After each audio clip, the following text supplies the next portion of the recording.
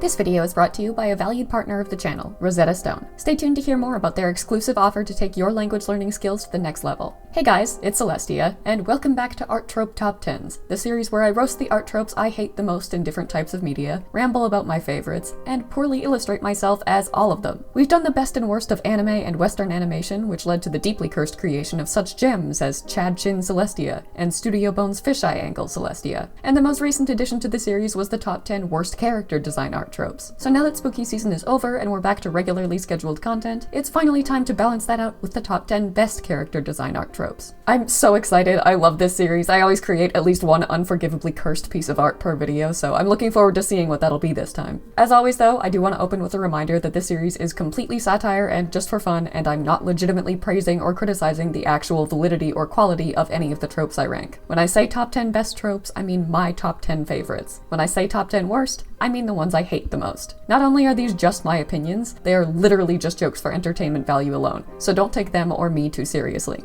But before I start offending half the internet with my opinions again despite that disclaimer, and using my minimal art skills for evil by drawing them, let me take a moment to thank today's partner, Rosetta Stone. As some of you might know, my lifelong dream has been to take a year-long trip to Japan and create a book of illustrations inspired by my time there, with nature, magic, and fantasy overtaking the bustling urban environments filled with characters designed to be modern reinterpretations of classic yokai. And while I've been studying Japanese on and off since high school, both out of love for the language and anticipation for that trip, I'll be the first to admit that I still have a lot of learning left to do before I'm as fluent as I want to be. Part of my problem was that it's honestly just so hard to find the right tools to learn a language right and thoroughly develop and practice your understanding of it. And fortunately, that's a problem I finally fixed when I found Rosetta Stone. It's a language learning program designed to make learning immersive and effective in a way that other methods just don't. It's really helped me take my Japanese to the next level. What makes Rosetta Stone so unique is that it uses a method called dynamic immersion, which is entirely different from traditional textbook-style learning or translation exercises. Rather than having you memorize isolated vocabulary words,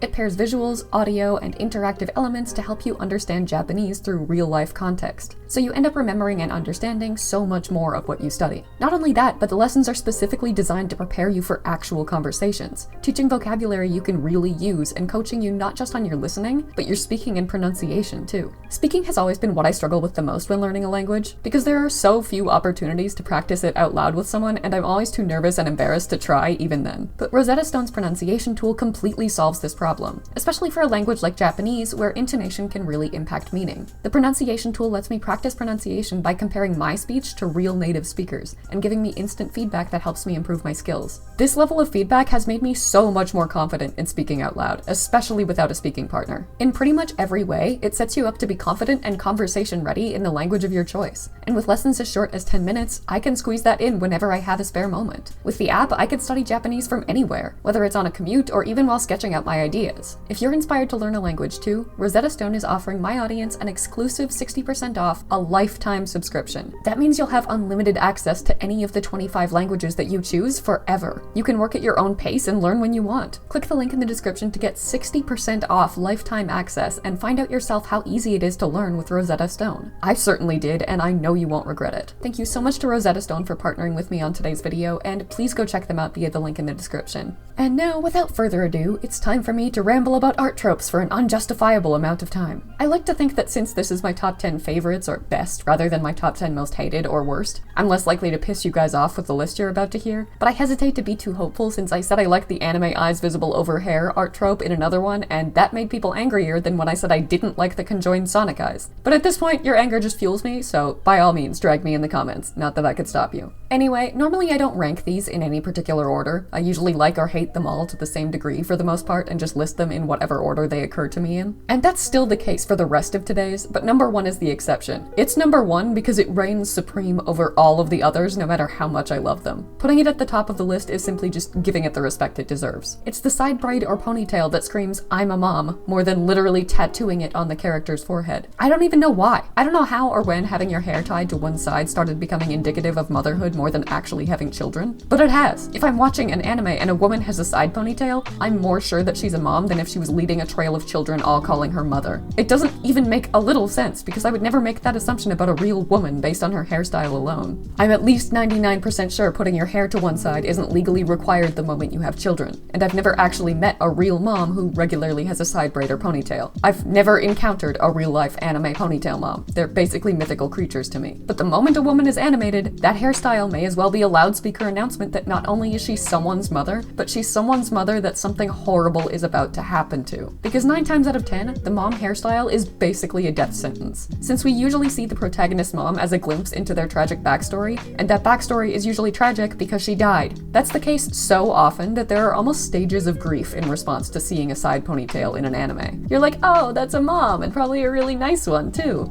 And then the moment you've processed your immediate fondness towards her, you're filled with the overwhelming dread that accompanies the realization that she is almost 100% going to die horribly because she had the audacity to tie her hair to one side. Edenal's mom was a precious little ray of sunshine that deserved the world, but she pretty much sealed her fate the moment she decided a ponytail looked cuter on the side than on the back. At this point, to me, it's basically on the level of an old superstition. Do I really believe that I'm gonna have bad luck if I open my umbrella inside? No. But am I still going to deliberately wait until I'm outside to open it, even if it means getting rained on? Almost always. Do I think side ponytails and braids are immediately a death sentence for any animated mother? No. But am I immediately bracing myself for her immediate and devastating demise the moment I see them? Absolutely. And that's why I love this trope so much. You can say it's overdone, you can say it's annoying, you have a right to your opinions. But if that is your opinion, it's wrong and I won't acknowledge it, and you owe Trisha Elric a formal apology, which you can deliver to her grave because her ponytail killed her. The number 2 best character design art trope on the list is also hair related, and it's the impossibly spiky shonen hair. I don't mean the one hair that sticks up in a cowlick. I already gave that one my blessing in the top 10 best anime art tropes video. I mean the hair that defies gravity by sticking up at ridiculous angles in every direction to a physically impossible degree. I mean Gary Oak and Naruto and Natsu, and every other character whose hair would require 8 bottles of hairspray a day to keep in place, which I guess is a small price to pay for main character status. Not that they're all main characters, but more often than not, having spiky shonen hair either means that you're the protagonist or just exceptionally cool. Not that Gary Oak is exceptionally cool, but he definitely thinks he is, so it counts. I like this trope less because it actually looks good, and more because I really enjoy the idea that there's a direct correlation between how spiky a character's hair is and how much of a badass they are. Like, whether it actually looks cool or not is completely irrelevant to me. What matters is that either way, their hair may as well be a label on their forehead that says,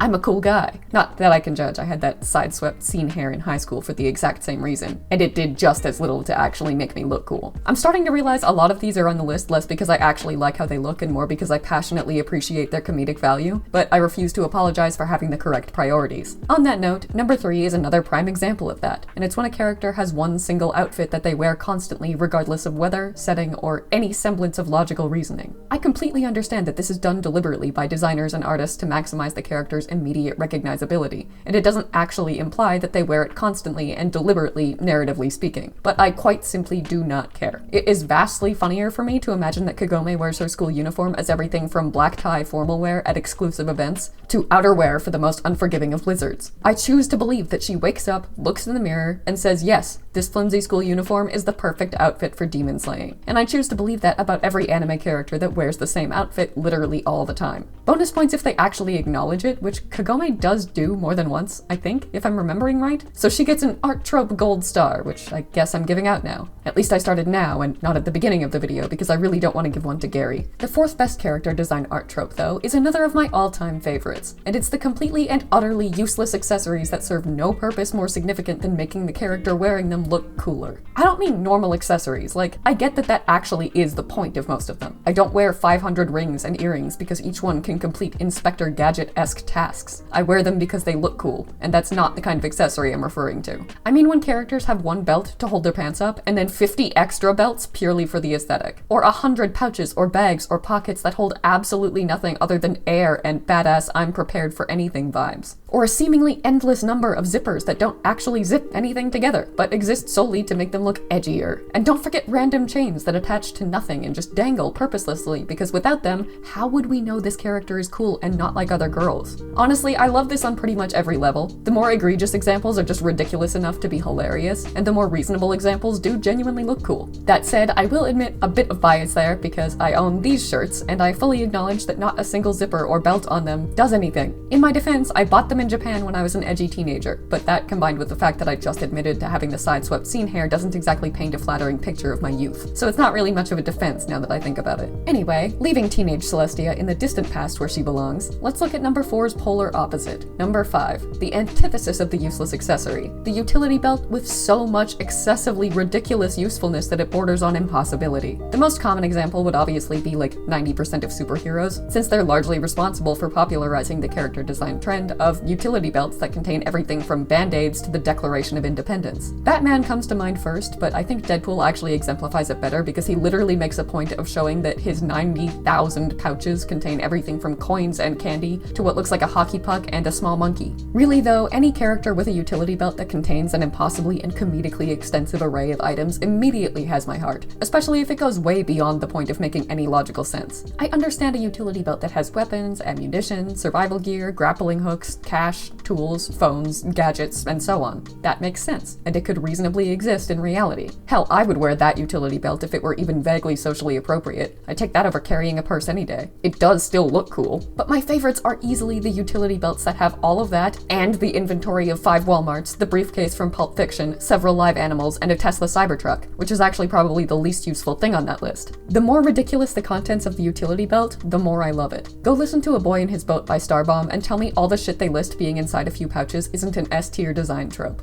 You can't. And if you can, you're wrong. But let's move on to trope number 6. When a character has a really distinct and obvious scar or birthmark that they're notoriously known for and never shut up about. Admittedly, sometimes it's the people around them that never shut up about it and not the characters themselves, but it being constantly brought up is what matters, because it gets comedically ridiculous really, really quickly. Harry Potter's lightning bolt scar is the most obvious example, and he's doubly useful as an example of a character with a super cool distinguishing mark or scar that has it brought up constantly, either by himself or literally every non-Muggle member of society, to the point that it stops being dramatic and interesting and starts just being straight up funny. York from Deadly Premonition is another one, and he's just as good because he makes a point of bringing his scar up whenever humanly possible, and almost every new character you meet while playing as him makes just as much of a point of addressing it. Beyond comedic value though, I genuinely really like when marks and scars are defining elements in character designs. It looks cool, and especially when it's relevant to their past, I think it's a really interesting way to add depth and realistic believability and, well, character to a character. What's even better is when the mark or scar in question is indicative of some kind of curse or illness, and it gets bigger or worse the more they use the power associated with it. Like Vanitas's Blue Moon mark of possession. It's such effective visual storytelling when it's done right, giving us a real visible indicator of the cost of what they're doing and how much they've deteriorated. Yeah, sometimes it's overdone or just done so cheesily that it's funnier than it is effective or dramatic, but honestly, that's still a win to me. Either it looks cool and it serves a valuable purpose in their design, or it looks ridiculous and I can laugh at it. Number 7 is a favorite of mine for almost the exact same reason. When it's done right, it looks cool, and when it's done wrong, it looks hilarious. It's the unnecessarily long trench coat the characters wear for, seemingly, the sole purpose of looking dramatic and intimidating. I mean, a regular coat can't billow behind them as they stand on the precipice of a mountain or skyscraper and monologue about their diabolical plan or deliver a badass one-liner, so I can see why it's practically mandatory. Imagine Batman saying, "I am the knight," without a cape blowing in the wind behind him to make it dramatic. It goes from sounding like an expression of utter coolness to sounding like an excerpt from my middle school Tumblr where I proved that I wasn't like other girls by reblogging edgy quotes from fictional psychopaths. I don't know how this video turned into roast teenage Celestia, but I'm not against it. Anyway, I realize that a cape isn't the same as a trench coat, but you get my point. In almost every case I can think of, the only reason for the absurd length of a badass character's coat is to emphasize that they're badass. And unlike the stupidly high collars I roasted last episode that I think just make villains look goofy, I actually think this one works. No matter how many times it's done, I still think it's effective at legitimately making a character look cool as hell. I don't even have a reason. It just checks some redundant box in my lizard brain that makes me go, yep, that's a cool dude. I even have one, and I'm not ashamed to admit that I sincerely feel like a more confident human being when I wear it for exactly the same reason. I'm a little ashamed, actually, but I live to entertain even if it's through embarrassing confessions about both my past and present. While we're here, I'd also like to give a shout out to characters who never wear a jacket at all, but just have it slung over their shoulder to really drive home that they're so chill and laid back that they're actually too cool to need to put it on. They have it, but they don't need it, and they only really have it to show how cool they are for not needing it. It's dumb, it's silly, silly, but it does genuinely succeed at visually communicating a character's nonchalance, at least in my opinion. And more importantly, the idea that they would immediately become less cool if they actually wore their jackets like normal human beings, so they outright refuse to no matter the weather, is iconic. I respect it. Speaking of coats, number 8 might be one of my all-time favorites, even more than the badass trench coat. It's what TV Tropes calls the lab coat of science. Essentially, it's just when characters that are doctors or scientists are constantly wearing stereotypical white lab coats regardless of whether or not they need to be. Think Shinra from Durarara, who's an underground doctor and never needs to wear a lab coat, but still wears one in literally every single scene he's in because we as viewers cannot physically be allowed to forget that he is, in fact, a doctor. Honestly, I fully acknowledge that it's super overdone, it doesn't make any practical sense in 90% of cases, and is comedically ridiculous, but I still love it. I love the idea that these doctors and scientists are obligated legally and ethically to wear a lab coat at all times so that no one forgets their profession. Doctor at the beach, wearing a lab coat. Scientist at a wedding, wearing a lab coat. There's no setting in which a lab coat is inappropriate attire for an animated doctor. And at this point, I'm pretty sure you need a lab coat to be a doctor or scientist more than you need an actual doctorate. And I think that's beautiful. Next up is number 9, when a character's appearance matches them way too well. Like characters who control fire having red and orange hair that looks like a flame, or characters who control water having long, flowy blue hair, or that painter from Breath of the Wild whose hair looks like a paintbrush, or that dude from Fairly Odd Parents who runs a pencil company and looks, well, like this. I mean, look at these Pokemon gym leaders and guess which element they specialize in. I know it's a struggle. My favorite example is actually probably Isabelle from Animal Crossing, whose head is shaped like a bag of bells, the in-game currency,